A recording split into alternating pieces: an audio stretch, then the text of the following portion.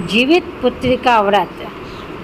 सनातन पंचांग के अनुसार हर वर्ष आश्विन माह के कृष्ण पक्ष की अष्टमी तिथि से लेकर नवमी तिथि तक जितिया मनाया जाता है। इस वर्ष 6 अक्टूबर को जितिया पर्व मनाया जाएगा। इसे जीवतिया या जीवित पुत्रिका व्रत भी कहा जाता है। इस व्रत को सुहागिन महिलाएं करती है। इस व्रत के पुण्य प्रताप से संतान की आयु लंबी होती है। साथ ही संतान की रक्षा स्वयं भगवान श्री कृष्ण करते हैं। वहीं नवविवाहित महिलाओं को संतान की प्राप्ति हेतु होती है। अतः सुहागिन महिलाएं श्रद्धा भाव से जितिया व्रत करती है। व्रत में व्यक्ति को एक दिन पहले से तामसिक भोजन जैसे प्याज, लहसुन, मांसाहार का सेवन नहीं करना होता है। इसके अलावा ब्रह्मचर्य का पालन करना बेहद जरूरी माना जाता है। आइए इसके बारे में सब कुछ जानते हैं। शुभ मुहूर्त। पंचांग के अनुसार आश्विन माह के कृष्ण पक्ष की अष्टमी तिथि 6 अक्टूबर को प्रातःकाल 6:34 से शुरू होकर अगले दिन यानी 7 अक्टूबर को सुबह 8:08 पर समाप्त होगी। सनातन धर्म में उदया तिथि मान है, अतः 6 अक्टूबर को जितिया व्रत मनाया जाएगा। जितिया व्रत की पूजा विधि। जितिया व्रत के पहले दिन महिलाएं सूर्योदय से पहले जागकर स्नान करके पूजा करती है और फिर एक बार भोजन ग्रहण करती है और उसके बाद पूरा दिन निर्जला व्रत रखती है। इसके बाद दूसरे दिन सुबह सवेरे स्नान के बाद महिलाएं पूजा पाठ करती है और फिर पूरा दिन निर्जला व्रत रखती है। व्रत के तीसरे दिन महिलाएं पारण करती है। सूर्य को अर्घ्य देने के बाद ही महिलाएं अन्न ग्रहण कर सकती है। मुख्य रूप से पर्व के तीसरे दिन झोर भात, मरुआ की रोटी और नोनी का साग खाया जाता है। अष्टमी को प्रदोष काल में महिलाएं जिमुत वाहन की पूजा करती है। जिमुत वाहन की कुशा से निर्मित प्रतिमा को धूप, दीप, अक्षत, पुष्प, फल आदि अर्पित करके फिर पूजा की जाती है। इसके साथ ही मिट्टी और गाय के गोबर से सियारिन और चिल की प्रतिमा बनाई जाती है। प्रतिमा बन जाने के बाद उसके माथे पर लाल सिंदूर का टीका लगाया जाता है। और कथा जानने के लिए हमारे चैनल को जरूर सब्सक्राइब करें और वीडियो को लाइक भी करें। Thank you. सुनी जाती है जितिया व्रत चील सियार की कथा। जितिया की कथा के अनुसार एक बार एक चील और एक मादा लोमड़ी नर्मदा नदी के पास हिमालय के जंगल में रहते थे। दोनों ने कुछ महिलाओं को पूजन करते और उपवास करते देखा और खुद भी इसे करने की कामना की। उपवास के कारण लोमड़ी को बहुत भूख लग गई और वह जाकर चुपके से मरे हुए जानवर को खा लिया।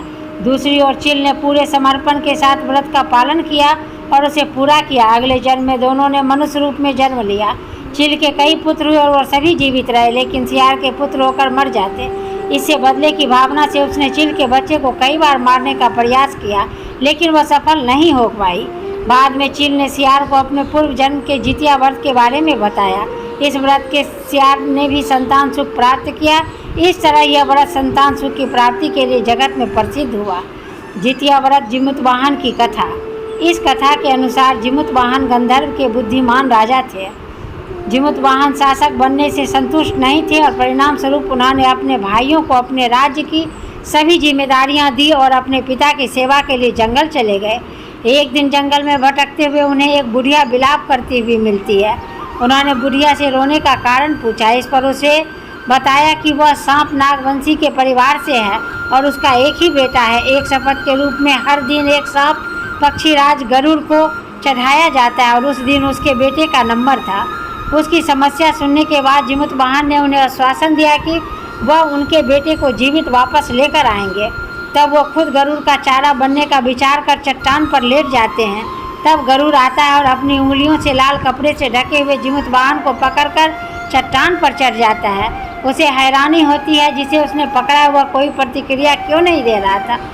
तब वह जिमुत वाहन से उसके बारे में पूछता है। तब गरुड़ जिमुत वाहन की वीरता और परोपकार से प्रसन्न होकर सांपों से कोई और बलिदान नहीं लेने का वादा करता है।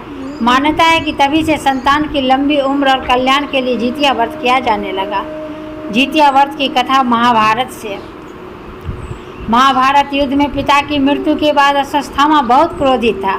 वह पिता की मृत्यु का बदला लेने के लिए पांडवों के शिविर गया और उसके 5 लोगों की हत्या कर दी। उसे लगा कि उसने पांडवों को मार दिया है, लेकिन पांडव जिंदा थे। जब पांडव उसके सामने आए तो उसे पता लगा कि वो द्रौपदी के 5 पुत्रों को मार आया है। यह सब देखकर अर्जुन ने क्रोध में अश्वत्थामा को बंदी बनाकर दिव्य मणि छीन ली। अश्वत्थामा ने इस बात का बदला लेने के लिए अभिमन्यु की पत्नी उत्तरा के गर्भ में पल रही संतान को मारने की योजना बनाई। उसने गर्भ में पल रहे बच्चे को मारने के लिए ब्रह्मास्त्र चलाया, जिससे उत्तरा का गर्भ नष्ट हो गया। लेकिन उस बच्चे का जन्म लेना बहुत जरूरी था, इसलिए भगवान कृष्ण ने उत्तरा के मृत बालक को फिर से जीवित कर दिया। गर्भ में मरकर जीवित होने के वजह से इस तरह उत्तरा के पुत्र का नाम जीवित पुत्रिका और परीक्षित हुआ। तब से संतान की लंबी आयु के लिए जितिया व्रत किया जाने लगा।